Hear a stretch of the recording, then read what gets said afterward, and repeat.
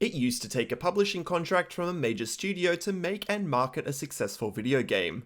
Now all it takes is a successful crowdfunding effort on a site like Kickstarter to get the ball rolling. And whilst there have been a fair share of poor efforts, there have also been some pretty good ones. YouTube What's Good, See You Later Gaming here, bringing you a brand new episode of Top 5. And in this episode, we're going to take a look at some of the best games to get their start from Kickstarter. Coming in at number 5 to start us off, Broken Age. Whilst not the first game to be pitched on Kickstarter, it's definitely the one that paved the way for many others to come through, proving a viable alternative to traditional venture capital and publisher funding for niche video game titles. Broken Age began under the working title Double Fine Adventure, as a point-and-click adventure game, marking creator Tim Schafer's first return to the genre since 1998's Grim Fandango. In the game, the player-controlled character can be moved around the screen to examine objects and talk to NPCs to learn more about the game world. Featuring 2 player pool characters, each located in seemingly separate worlds, the player can switch from one character to the other via the game's interface at any time. But otherwise, these characters do not interact in any way, each telling their own stories from their unique perspectives.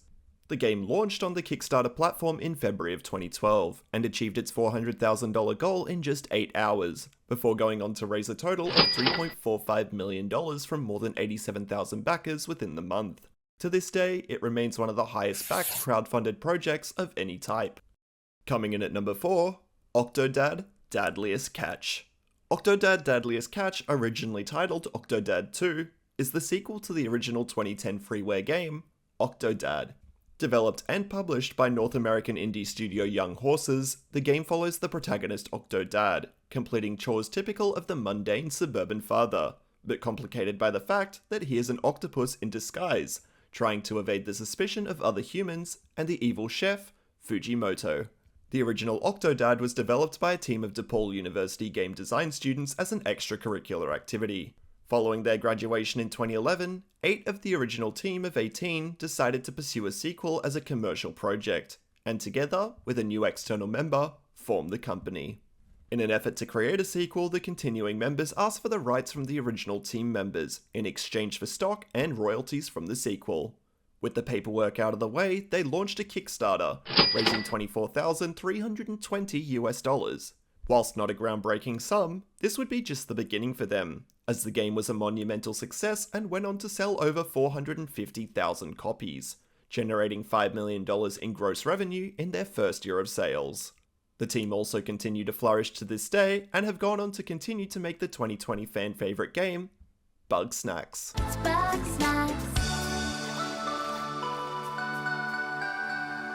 Coming in at the halfway point with number 3, Yooka-Laylee.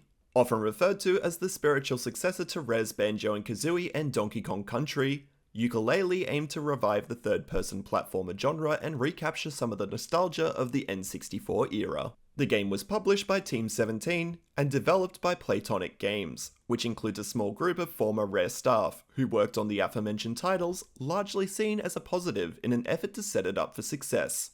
Not only that, they also borrowed the core concepts and essence of earlier platformers, including the use of both characters, Yooka the Chameleon and Laylee the Bat, working together to explore their environment, collect items, solve puzzles, and of course, defeat enemies. Naturally, when the game launched on Kickstarter, it was met with major fanfare and significant media coverage, leading to it hitting its original goal of £175,000 in just 38 minutes. As well as all stretch goals completed at £1 million reached in 21 hours, and £2 million reached over the course of the campaign, breaking the title for the highest funded UK video game in Kickstarter history, previously held by Elite Dangerous.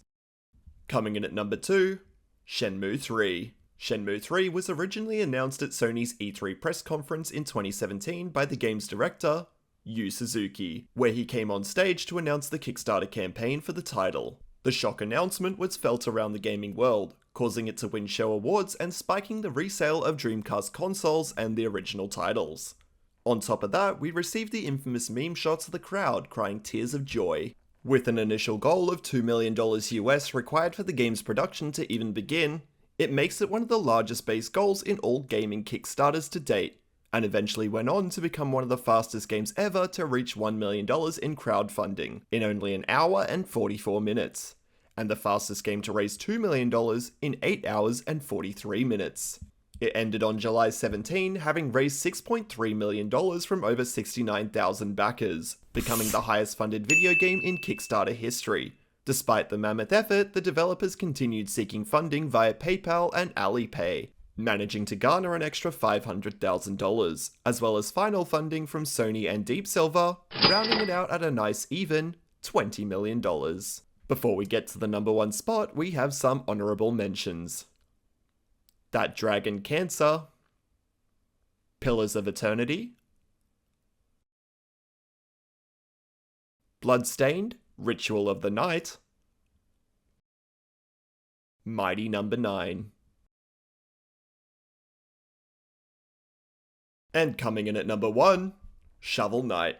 Originally developed for the Nintendo 3DS, Wii U, and Windows in June of 2014, the game started out as sort of a joke conversation over lunch that kind of got too serious, according to designer Nick Wozniak. The team at Yacht Club Games had been planning to make an NES-style classic and brought up concepts they enjoyed, like the sword thrust from Zelda 2: The Adventure of Link, as well as other inspirations like Castlevania 3: Dracula's Curse, DuckTales, Super Mario Bros. 3, the Mega Man series, UN Squadron, and Dark Souls. With the concept decided, the team went about creating a Kickstarter campaign with a mere goal of $75,000. To promote the Kickstarter, Yacht Club Games distributed copies of its initial Penny Arcade Expo demo to several prominent gaming personalities on YouTube, including Two Best Friends Play and Game Grumps. These efforts proved successful as they ended up raising $311,502, fulfilling all announced stretch goals for additional features by the campaign's end. And after a few delays in release, it launched to critical success, leading to ports across additional platforms and 2.5 million copies sold in the 5-year span since launch, making it one of the most successful games on this list. Did your favourite Kickstarter game make the list? If so, give this video a thumbs up or let me know what yours is down in the comments below. And until next time, I'll see you later. Tap the bell icon after subscribing and you'll never miss a video again. And consider checking out my Facebook page as well for daily gaming updates and news. Thanks guys. Whilst gamers have been known to argue from time to time over such topics as the console wars and review scores, we're still considered to be a tight-knit community. So it's no surprise that when the community loses one of their own, fellow gamers are eager to reach out and honour the gamer that's passed away.